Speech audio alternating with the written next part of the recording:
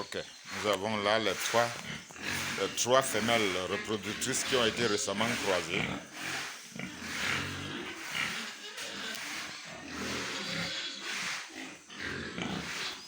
Nous avons là les trois femelles qui ont été récemment croisées.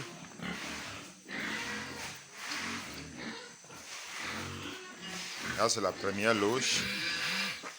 Ensuite, nous avons le verra qui a fait le travail.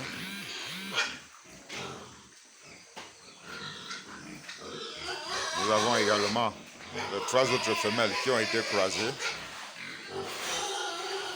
Je crois qu'on voit bien le format. Oui. Après, nous passons de l'autre côté. Nous avons les deux jeunes mâles qu'on a séparés du premier lot de 10 porcelets qu'on avait engraissés. Voilà, à peu près.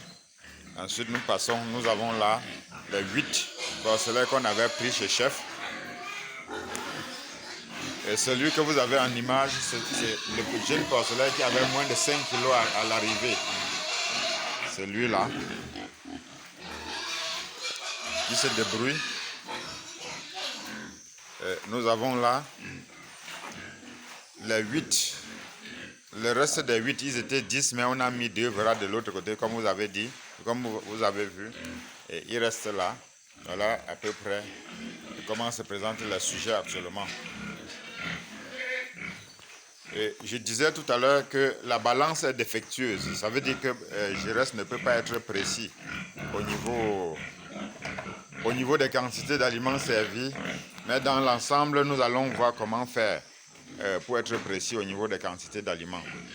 Chaque sujet a déjà consommé, avec les calculs que j'ai eu à faire hier, 3 sacs de provence.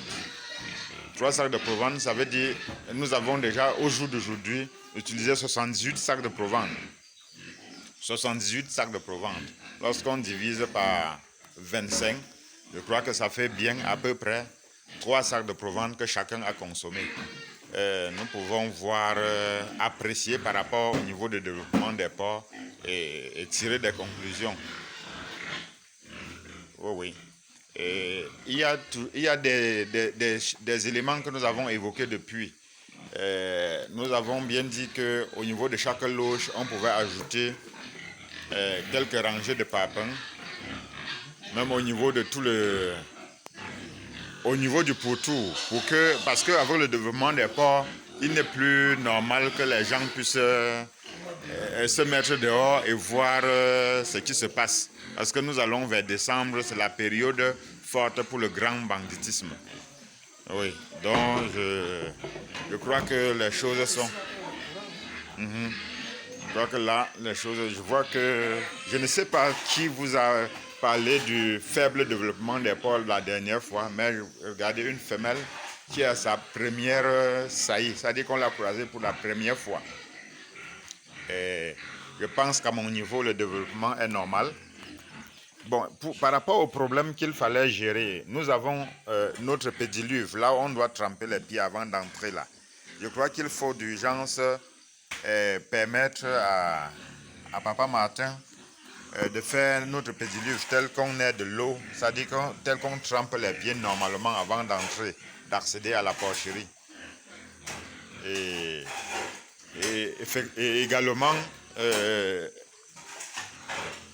mettre à la ferme un pulvérisateur normal qui va permettre à Giresse de désinfecter toute personne qui doit accéder à la ferme. Et je crois 2 paires de bottes aussi, parce que quand on vient pour des interventions, c'est vrai qu'on a la blouse, mais on devrait avoir 2 paires de bottes disponibles à la ferme, qui ne quittent jamais la ferme. Ça va permettre également d'être suffisamment rigoureux au niveau de la biosécurité et des risques de contamination à la ferme. Oui. Donc, voilà globalement à peu près la situation. Et je crois qu'on aura le temps d'échanger dès ce soir ou bien demain soir.